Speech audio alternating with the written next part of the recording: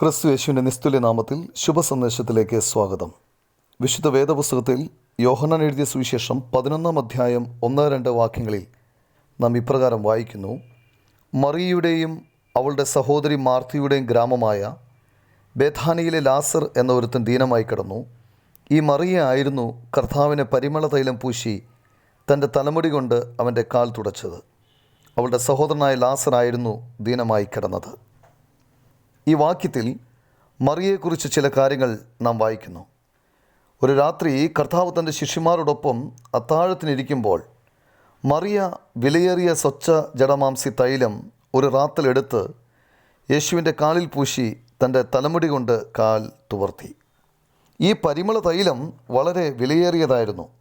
ആളുകൾ സ്വർണം സൂക്ഷിക്കുന്നത് പോലെ തലമുറകൾ കൈമാറി സൂക്ഷിച്ചതായിരിക്കണം. അത് കുടുംബത്തിൻ്റെ സാമ്പത്തിക ഭദ്രത കാണിക്കുന്നതാണ്. അത് 300 വെള്ളിക്കാശ് വിലയുണ്ടായിരുന്നു, അതായത് ഒരാളുടെ ഒരു വർഷത്തെ വേതനം. എന്നിരുന്നാലും അവൾ അത് മുഴുവൻ യേശുവിൻ്റെ തലയിലും കാലിലും ഒഴിച്ചിട്ട് കാൽ തലമുടി കൊണ്ട് തുടച്ചു. എന്തുകൊണ്ടെന്നാൽ രക്ഷയും പാപമോചനവും ഈ ലോകത്തിലെ എന്തിനേക്കാളും വിലപ്പെട്ടതാണ്. ഈ ഭൂമിയിൽ തൻ്റെ പാപങ്ങൾ ക്ഷമിക്കാൻ അധികാരമുള്ള ഒരേ ഒരുവൻ യേശുക്രിസ്തുവാണെന്ന് അവൾ അറിഞ്ഞതുകൊണ്ടാണ് അവൾ കർത്താവിൻ്റെ അടുക്കൽ വന്നത്.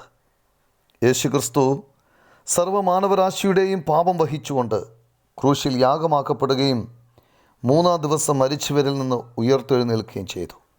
അവനിൽ വിശ്വസിക്കുന്നവൻ രക്ഷിക്കപ്പെടുകയും പാപമോചനം പ്രാപിക്കുകയും ചെയ്യും. ആ രാത്രിയിൽ മറിയം പാപമോചനം പ്രാപിച്ച് കൃപ നിറഞ്ഞ ജീവിതം നയിച്ചതുപോലെ നിങ്ങൾക്കും ഈ ദൈവത്തിൻ്റെ കൃപയും അനുഗ്രഹവും പ്രാപിച്ച് രക്ഷിക്കപ്പെട്ട ജീവിതം ഉറപ്പാക്കുവാൻ ദൈവം നിങ്ങളെ സഹായിക്കട്ടെ. ആമേൻ.